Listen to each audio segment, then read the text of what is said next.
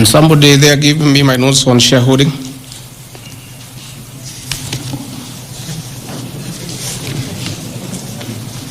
Yeah, I have them here. That's okay. Yeah, this is an important one.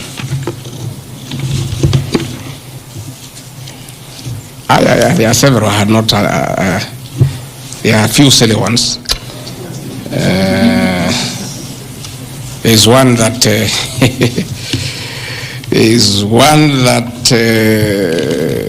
I'm conniving with cartels in the tea sector to block ATDA from implementing guaranteed minimum returns that would benefit small traders. The allegation is not true. No evidence whatsoever has been adduced to substantiate this claim. As far as I know, I've successfully completed my mandate, which was assigned to me by the President, which culminated into creating synergy between people who had taken KTDA to court and suspended the operation of the Tea Act. As a result, the Tea Act now is in operation. The President never mandated me to take over the affairs of the Ministry of Agriculture. He asked me to spearhead tea reforms. I did the tea conference in Kericho, brought all the stakeholders together, and as a result, I created a synergy among all the stakeholders, and we agreed that those people who had gone to court withdraw the cases, and now the Tea Act is operational, and that will see meaningful reforms.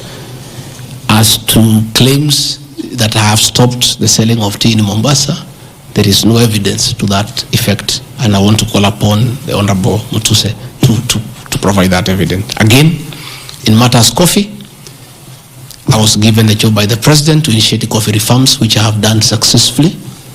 I held the coffee conference in Meru for 3 days in 2023. For the last 2 years, I have been working with stakeholders, including members of Parliament and the Senate, which has culminated into 2 bills. The Coffee Bill 2023 and the Cooperative Bill 2023. These 2 bills, the Coffee Bill 2023 will see the reintroduction of the Coffee Board of Kenya that will market coffee for farmers without putting profit.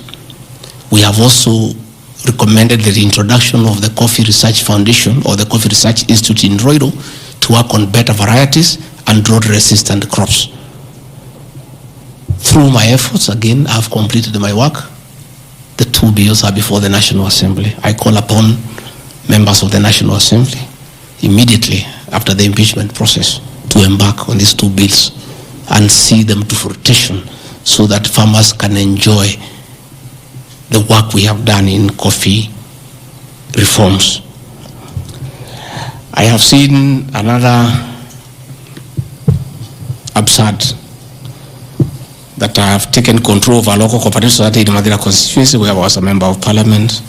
This is false. I should be told which society by name, because I know all the societies. I know all the farmers by name. It's really ridiculous. Again, there is no evidence. There is nothing. It's just trying to spoil my name before the people of Madira who elected me as their member of Parliament. On the issues of shareholding, I think this matter has been discussed for a long time, and I think it's good tonight I put it in proper perspective. I wish to state that the allegation is equally false. None of my family members, allies, or associates are in control of any cooperative society in Madera. That one I had done. In shareholding by virtue of the provisions of the 3rd schedule of the Political Parties Act, the constituent parties of Kenya Kwanza Coalition entered into various agreements which were deposited with the Speaker of the National Assembly and the Speaker of the Senate for purposes of Article 108 of the Constitution of Kenya. 16.2, the following were members, parties of Kenya Kwanza: UDA, ANC, Ford Kenya, PAR, Farmers Party, Chama cha Kazi, Communist Party, Economic Freedom Party, the Service Party, Tujibebe wa Kenya Party, Umoja na Maendeleo Party of Kenya, and the Democratic Party of Kenya. In accordance with provisions of Clause 3E of Schedule 5 of the Political Parties Act, each of the agreements contained in a power sharing development agenda for certain regions in Kenya.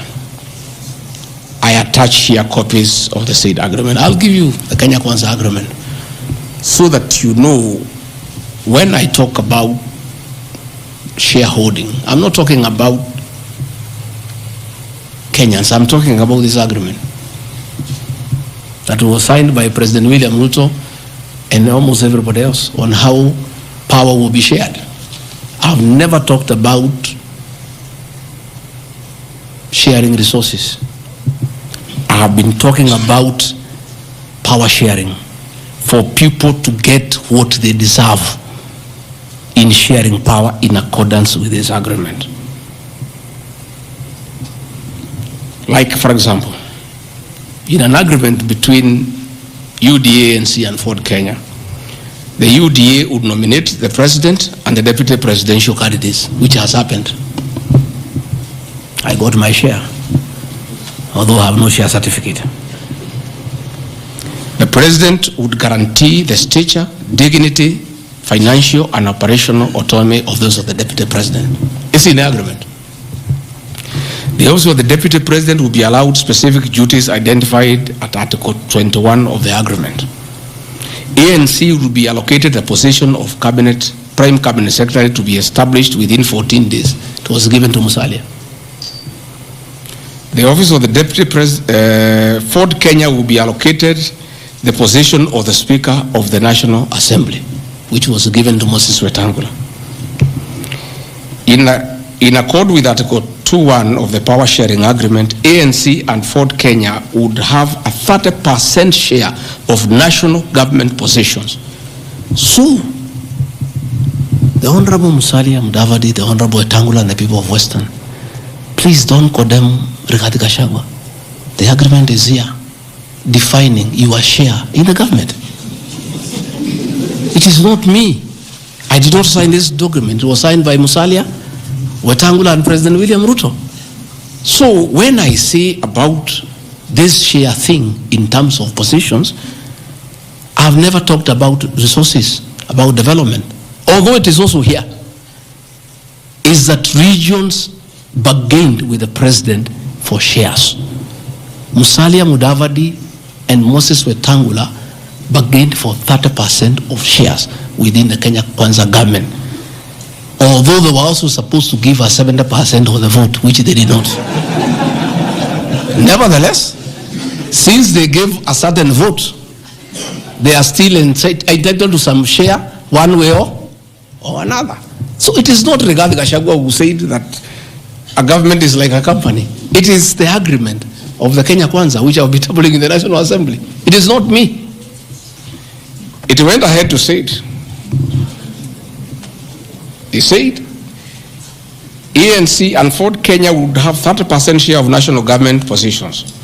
That is cabinet secretaries, principal secretaries, high commissioners, ambassadors, diplomatic and consular representatives, chairpersons of state corporations, directors of state corporations, chairpersons and commissions, constitutional commissions, provided the 30% share is to be shared equally between the ANC and Ford Kenya. Sasa mimi nikiambia watu wafuate share yao, makosa yangu ni gani? Iko hapa. I did not sign. They went ahead. Musalia, Mudavadi, and Wetangula. And they must follow these things. Because I will not follow for them because I was not party to the Western agreement. The agreements were with regions. So when people say I'm dividing regions, I'm simply following the Kenya Kwanza agreement of the way it was debated. They went ahead and said, Article 22 of sharing agreement set out a list of priority projects which Kenya Kwanza would endeavor to fulfill in the ANC and Ford Kenya strongholds of Western Kenya between 2022 to 2027 on a priority basis. Musalia, Mudavadi, and Wetangula signed a package for Western Kenya. I've never had anybody call them tribalists, but they signed an agreement demanding for Western Kenya. They demanded, and it was agreed it will be done.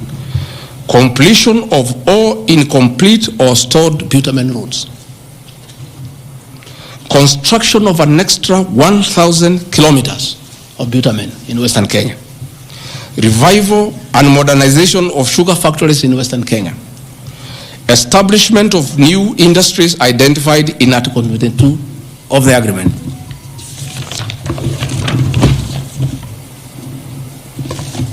Ladies and gentlemen, this is the Kenya Kwanza agreement on shareholding. What crime has Gachagua committed to be impeached by saying what President William Ruto appended his signature to, with Musalia Mudavadi and Wetangula, who will preside over my impeachment? What crime has this man committed? The crime of this man is just being truthful, because people do not want these things to be known. That is the problem. People have a problem that I'm a truthful man. The people of Western Kenya has now known today what their leaders signed with President William Ruto. It is upon them to demand their share as per this agreement. I did not sign this agreement. I will read the people who signed. But because I was present and I'm a truthful man, I fight for the people of Western Kenya. Power sharing agreement between Kenya Kwanza and PAR of Amazon Kingi. I want to give two examples. Yeah? In accord with Article 8 of the agreement, PAR would be allocated the position of the Speaker of the Senate. He negotiated for himself. Let's be truthful. You brought this motion. We'll discuss. The people of Kenya must know the truth, so that if Rigathi Gachagua is being crucified for being truthful, let the people of Kenya know why he is being crucified.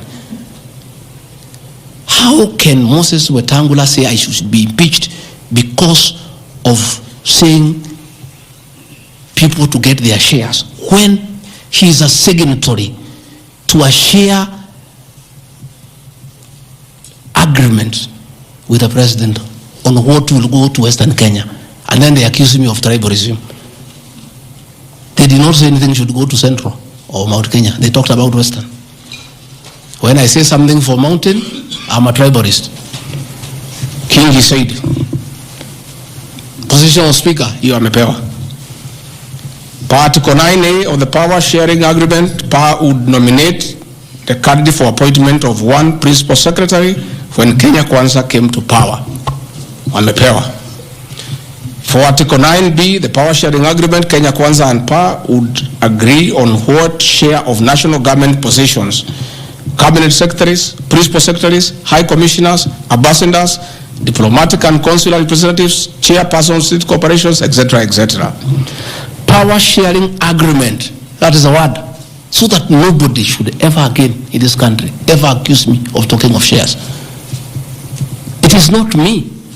It is my boss, President William Ruto, who appended his signature with other leaders that Kenya is like a company of shares. It is not me. And he signed the agreements. Sharing Kenya is here, it's being shared. True of us? True of us. They have shared the Speaker, they have shared the Senate, they have shared Deputy President, they have shared the President. That's what I've been saying. And then I'm being told that I'm dividing the country along ethnic lines. I did not append this signature. I'm just being truthful. That is my crime. People want these things to be hidden so that they pretend to be nationalistic and say Rigathi Gachagua is tribal. But the people who append these signatures are the ones who should explain why they were signing things for their regions only. Yet they say they are national leaders. Power sharing agreement between the Kenya Kwanza coalition on one part and the Communist Party nini. So, Service Party, at least I saw Chama cha Kazi. They say the party leader should get something. Moses Kuria was given something. The Service Party of Mwangi Kujuri got nothing. You know? So, unajua sasa, ile shida iko Kenya hii ni ukora. And people not being truthful. The agreements are here. Like in a Communist Party, they have been making noise. They signed an agreement, they have not seen anybody. Yeah?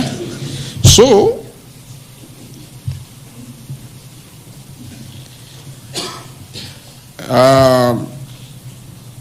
My speeches on the shareholder issue are informed by their aforesaid power-sharing covenants, which are founded on law and lessons learned from the well-known disputed 202 NAC power-sharing agreement. Further power-sharing agreements are a feature of government formation in all democracies in the world that provide the formation of coalitions. My pronouncements on the issue, properly understood, are not only anchored in law, but entirely harmless and incapable of being construed as a basis for ethnic animosity, a danger to national cohesion, or a threat to national unity. On the contrary, coalition building has been one of the most important innovations since the disputed 2007 elections in ensuring stability, equitable sharing of political power, national cohesion, and fostering of national unity. Indeed, Kenya Kwanza's main opponent in the 2022 general election, Azimio la Umoja, One Kenya Coalition Party, was a political party consisting of 25 or so political parties who also executed a power-sharing agreement as required by Schedule 3 of political parties. However, notwithstanding of the said power-sharing agreements, upon election as the Deputy President of Kenya, I went out of my way, as required by the Constitution of Kenya, to serve all Kenyans regardless of their political preferences during the election or ethnic origin. I'll produce videos on all those things. Again, my decision to embrace the broad-based government following the decision of the cabinet after the Gen Z protest is that I support coalition building. And even when the Honorable Right Odinga came, he got some shares. True or false? I mean, surely, why is regarding Gachagua being vilified by just being truthful? You know, it's good to be truthful. I have heard that my saying we observe this agreement is a threat to national unity. I have never been caught by the National Cohesion and Integration Committee to tell me that I have said something that can create ethnic disharmony. On the issues of one man, one vote, one shilling, I am told again that it can create tribal hatred. How? The one man, one vote, one shilling is not a formula for Mount Kenya region. Far from it. The one man, one vote, one shilling talks about equity. The gist of that formula is that all Kenyans should be treated equally. If we are giving bursary to the children of Kenya, let us agree how many children we have. If there are 30 million and we have 100 million, we divide equally and distribute to every constituency to those children. If a hospital takes care of 1,000 patients, we decide based on population what is the size of the hospital to be constructed in Ruto, where there are 800,000 people. If one borehole serves 500 people, do you construct one borehole in an area where there are 10,000 people? You need to construct more boreholes. That's all. And these populations are everywhere in Western Kenya, in Kisii, in Rift Valley. The high numbers are not just in Mount Kenya region. This is a formula, in my view, that is good for everybody. Again, it is not a law because I pronounce myself. It's just an opinion. And in our democracy, I think it's only fair to allow people to have freedom of speech and to be entitled to an opinion. There are those who talk one man, one vote, 1 kilometer, and it is their right. And we should also listen to them and consider. And all those opinions can be harnessed and people can agree which is the best formula to take care of the people of Kenya. That is all I said. I wanted to read to the people, of course, the projects that were negotiated, but I don't seem to have that page. I produce it tomorrow in Parliament. So that when they hear I am fighting, I am also fighting for them. Mine, for the Mount Kenya, And President William Ruto, we never wrote anything, because I'm a very trusting man. So is my people. As we did word of mouth. So once in a while we may argue kidogo kidogo because there's nothing written. So sometimes it's when people say I'm blackmailing the president, but I'm simply asking, my boss, we agreed the following, can we please do it? We agreed this on that, can we do it? We agreed that the people of Mount Kenya who had been given jobs by Uhuru will not be removed without being replaced. We don't seem to be honoring that. Can we honor it? We agreed where we needed to replace somebody who has not performed, we exchange 1 for 1. Can we do it? We agreed that we need to give Mau roads priority. Can we please do it? Because that is what we agreed. It's simply people being honest with each other and living true to a gentleman's agreement. That is what it is about. So I wanted to explain to the people of Kenya, I am not against any region of Kenya. I am just a crusader for honesty and for fulfilling written and unwritten agreements. That is all I am. I say if we agree on something, please let's do it. If we agreed we shall do ABCD before we are elected, let's do it. If we agreed we shall not brutally evict innocent people, please let's not do it. If we agreed that we shall create a good business environment for people to do business, please let's not do it. If we agreed there shall be no abductions and extrajudicial killings, please let's be true to the people of Kenya. That is all. So I want to thank every one of you. And because I've been in Parliament, I don't think it is necessary to have questions. I've been very, very clear on no issues, why I called this a press briefing. I've said I'll be in Parliament tomorrow. I have asked my team to try to give you all the materials so that you can also go and digest. But I think I've prosecuted my case before my employers, the people of Kenya. And I trust because the members of Parliament are also listening,